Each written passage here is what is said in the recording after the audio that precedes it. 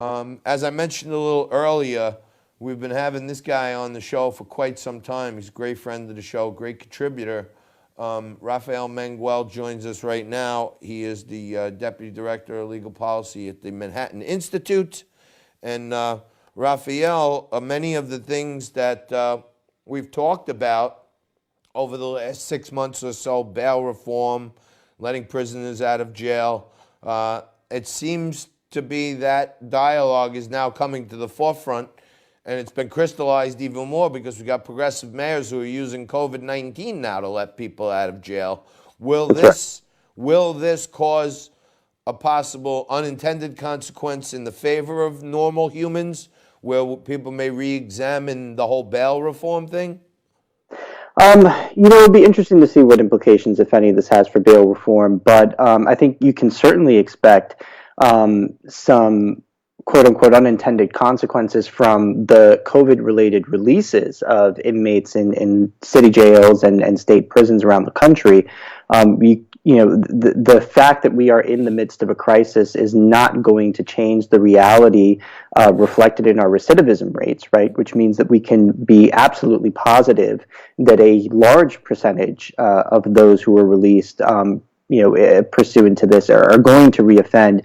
One of the nice things is that the releases have kind of been focused on older inmates, inmates who are sick and therefore have somewhat less capacity to pose a danger to the public. But as we've already seen here in New York, there have been many, many cases in which people have been released related to COVID compassionate release programs and have gone on to reoffend.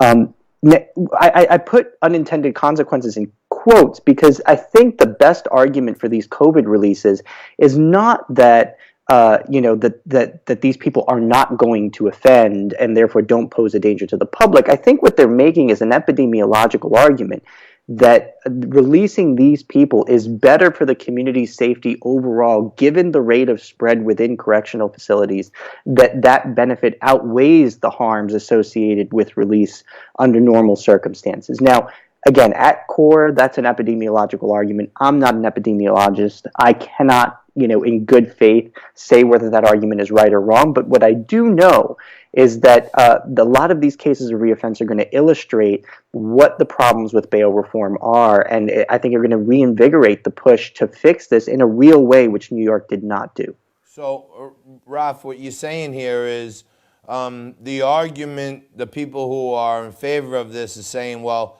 it's safer to let these old nonviolent folks out because if they get infected and then other people that are in there are getting released soon, then more people will be coming out with it, right? That, to me, That's sounds like exactly right. bullshit. That's exactly right. I mean, and who knows, right? I have no idea whether that's the case. I can't tell you, what the difference is between the rate of spread of a contagious disease within a jail versus outside. I can't tell you, what the likelihood is that, inmates will transmit that outside of a correctional facility's walls, or whether this is the best way to kind of mitigate that risk. But that's certainly the argument that they're making. Whether that's really a cover for trying to pursue a policy that they've been trying to pursue for a long time is another story. Again, it's a question I just don't think anyone other than an epidemiologist has really the capability to weigh in on authoritatively. But it's certainly something that we ought to be concerned about, and it's certainly something that we ought to carry with us in the form of a memory when it comes time to return to the bail reform debate, which is by no means over. Well, you are way more the expert than me on legal policy, and you've seen all these arguments and you've followed all these bail reforms. And I'm no epidemiologist either, but I'm a pretty good bullshitologist. And when I look at it, I see a lot of creative cases made by all these liberal organizations that are a stretch to a stretch. And it smells like, to me, this is a stretch to a stretch. And on top of it, the program that it's coming under, the compassionate care, like we have to be compassionate for these folks, they're old. Well, if we're compassionate to them and then they come out and reoffend, then I think they forfeited their right for compassion and they should get thrown in whether they get COVID or not. You know what I mean? You can't have it both ways. That's an entirely understandable, moral argument that lots of people have been making, right? Even Mayor de Blasio expressed disgust, I think is probably the right word for it, with people who were shown compassion and then went on to reoffend here in New York City.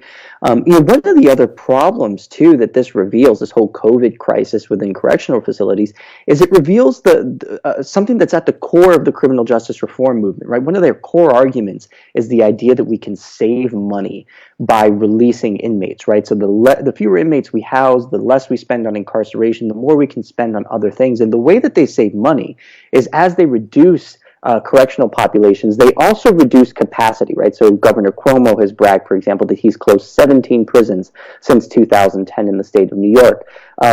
The problem with that is, as we're seeing now, is that when you reduce capacity, you end up having to consolidate inmates into smaller spaces, which makes things like social distancing impossible within jail walls, which is one of the reasons why COVID is such a threat in terms of spread within correctional facilities. And so one thing that we ought to really consider in the future is building up our jail capacity, or at least holding some in reserve, so that in the instance of another contagious disease outbreak, we can be more strategic about how we distance inmates. And on top of that, there are some other really good reasons to do that. I mean, there's just tons of research showing the downside of overcrowding within jail facilities and how that leads to more violence and more stress within inmates, which impacts their ability to rehabilitate themselves.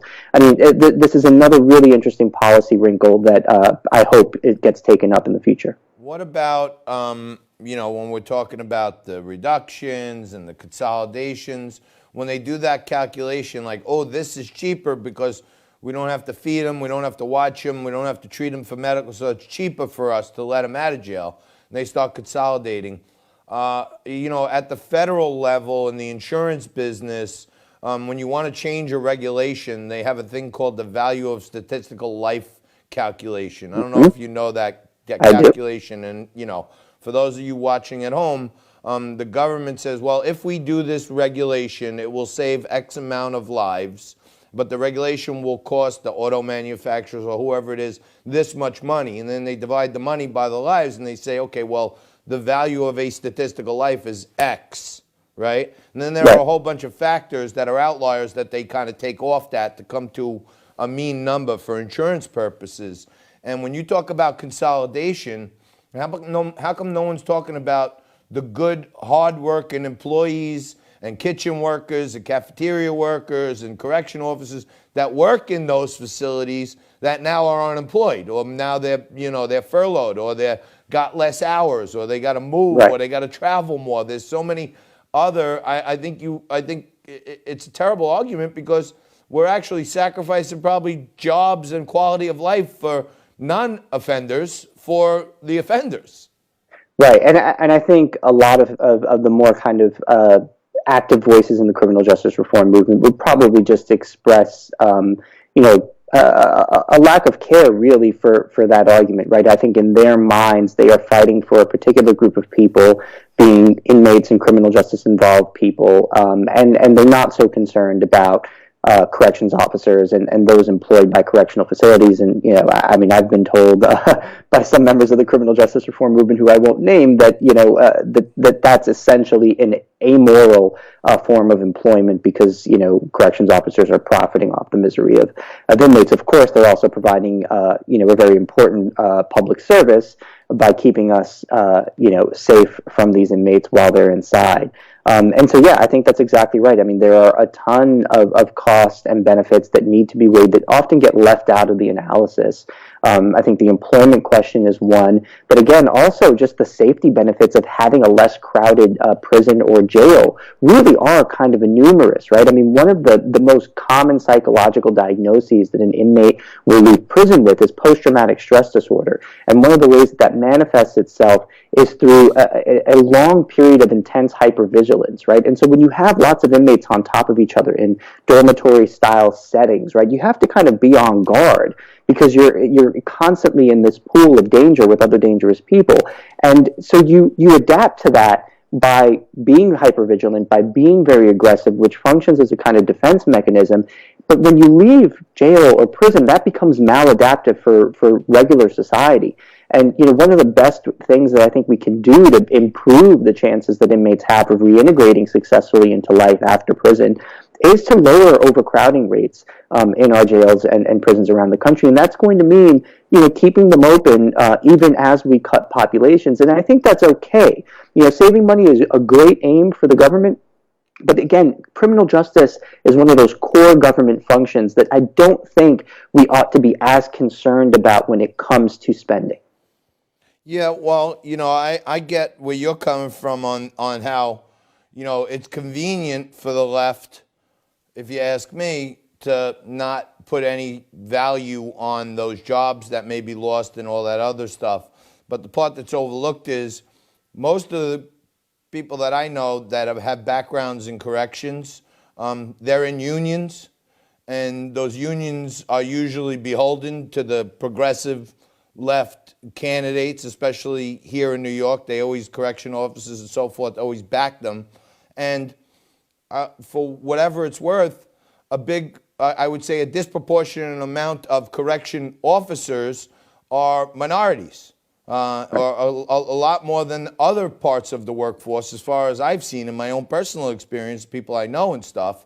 So how do they, you're a great policy guy. How do they get away with ignoring other causes of theirs to fight for causes like this? They just get a free pass? Yeah, I think it's really just kind of a kind of a political hierarchy that they've built up, and unfortunately, being part of the law enforcement apparatus of a state or a city loses you points in the eyes of many progressives, as opposed to the other way around. And I think that's really just kind of how they see it, right? It really comes down to that. I think it's just, there is a growing amount of disrespect for law enforcement at all levels within the kind of broader progressive narrative that we've seen, for the last 10 years kind of take shape. And so it's not at all surprising to me that, the sort of demographic makeup of corrections officers or police departments. The New York City Police Department is a majority minority police department, and it does not get any slack for that at all in progressive circles. And I think that just has to do with the kind of hierarchy that they've built, where law enforcement is just not really a priority. Well, let me reach into your vast skills on criminal justice and public policy. I wonder, I've been trying to figure this out, but you're a policy wonk, and you know how to strategize these theories. But I'm looking at this federal presidential race. I don't know if you heard a little bit of what I was talking about coming in between Biden and Trump. I feel like it's a total mismatch. If it was a boxing match, I made the analogy that it reminds me of Tyson versus Larry Holmes at the end of his career. That's the picture I see in my head of what I think will happen. But how can you enumerate, think about it, maybe you can help me figure this out, right? Joe Biden has bragged actively on the campaign trail about being the author of the '94 crime bill. And then you've had activists from the left for years and years and years saying that people were, minorities were unfairly and disproportionately incarcerated due to the crime bill, right? Joe can't erase that from his record.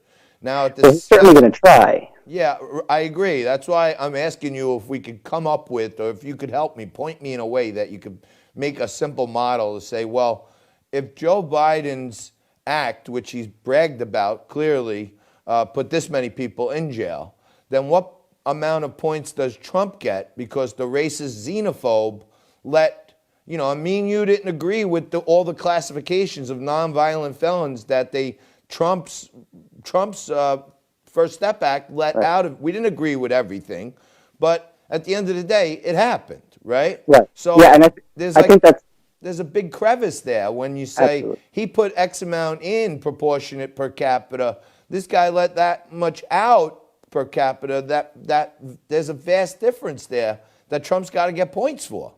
Yeah, I think Trump is certainly, he's already shown his willingness to hit Biden for this, and Biden hasn't done himself any favors by walking away from his accomplishment in the '94 crime bill, right? Just before he entered the race, I had a piece in the Wall Street Journal arguing that he should actually have been proud of his accomplishments through the 94 crime bill. Now, what's really interesting about the 94 crime bill is that there's a large assumption. It's widely assumed that that bill led to the incarceration of an innumerable amount of people after it went into effect. And the reality is that all the best criminological analyses that I've seen of the effect of the 94 crime bill have shown that it really had a very marginal impact on incarceration itself.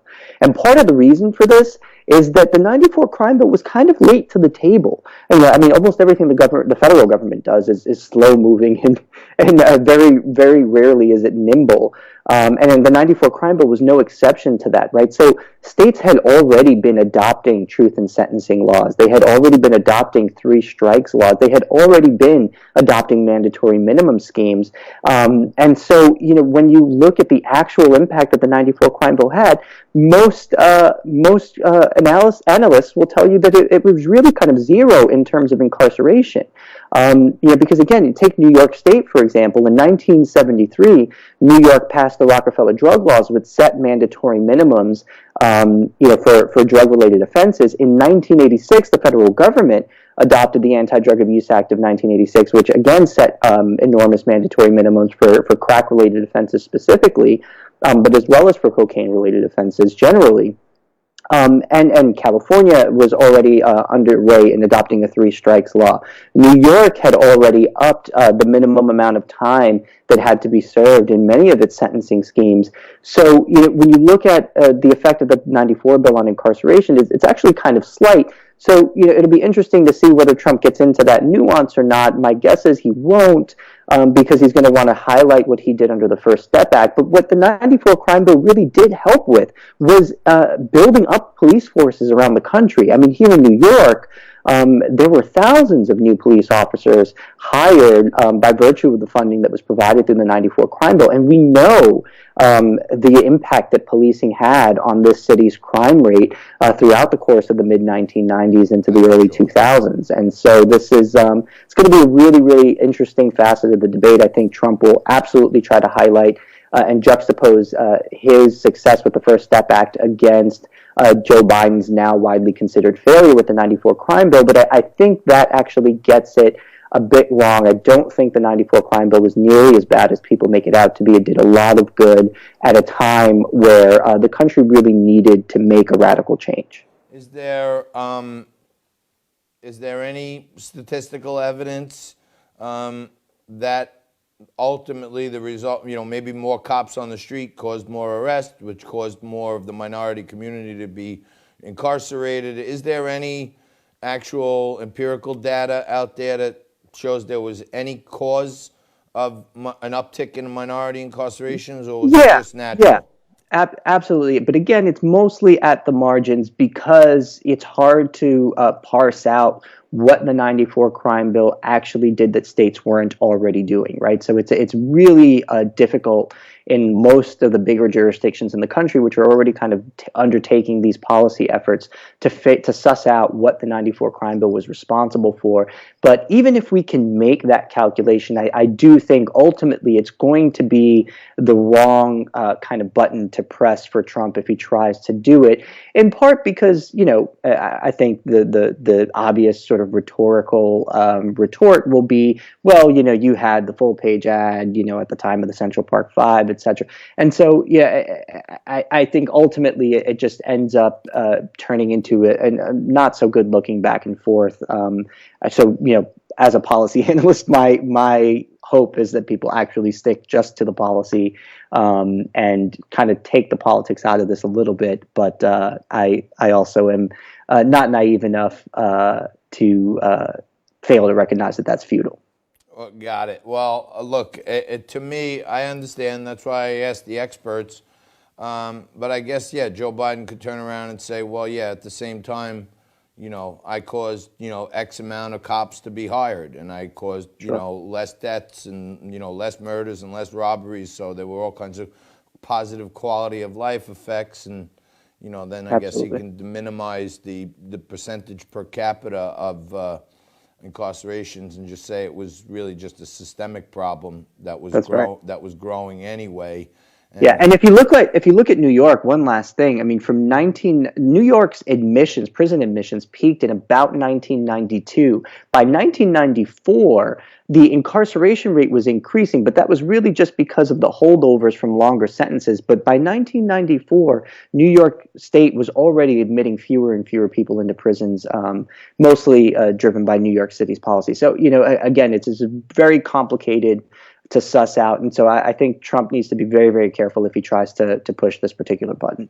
Okay, well, from what I hear from Kimberly Guilfoyle and others, that every so often the president does flip through liquid lunch and get a kick out of it, but maybe he's listening and he won't press too hard on that button because he doesn't realize that there might be another side of the coin. But overall, I appreciate your help, and I guess I'm hoping maybe maybe if you see some of these people released on compassionate care, and then they go out and reoffend, and then they get released without bail and go out and do it again.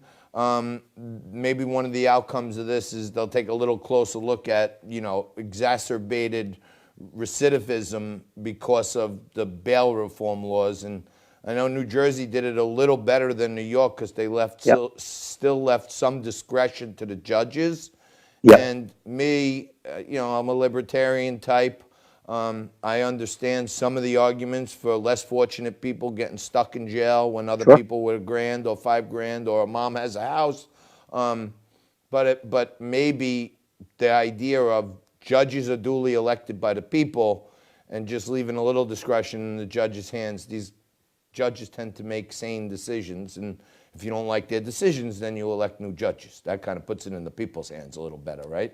Absolutely. Absolutely. I couldn't have said it better. Wow. All right. Well, I'm sure you could have said it better, but I you know me. I just try to break it down into regular form. But yeah, I'd love to see. There are green shoots coming out of this whole crazy Corona thing. Just on a personal note, I'm talking to people who are saying, we saw oil prices crash on Monday, right? You could get paid to buy a barrel of oil if you had a place to store it, right? That's right. I'm going to Stop and Shop, and I'm looking at my gas meter, and it's on like 3/4, almost a full tank for like 3 weeks now, right? So I know, consumption's down.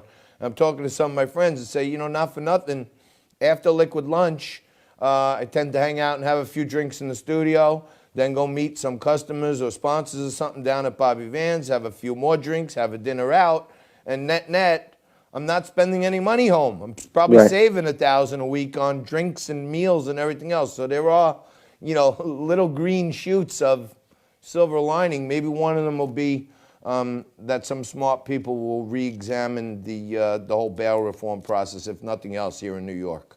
Fingers crossed. All right. Thank you very much, Rafael Manguel. He's one of the best we have. And these guys where he works over at the Manhattan Institute are the best at breaking it down. He's the Deputy Director of Legal Policy at the Manhattan Institute, great friend of the show.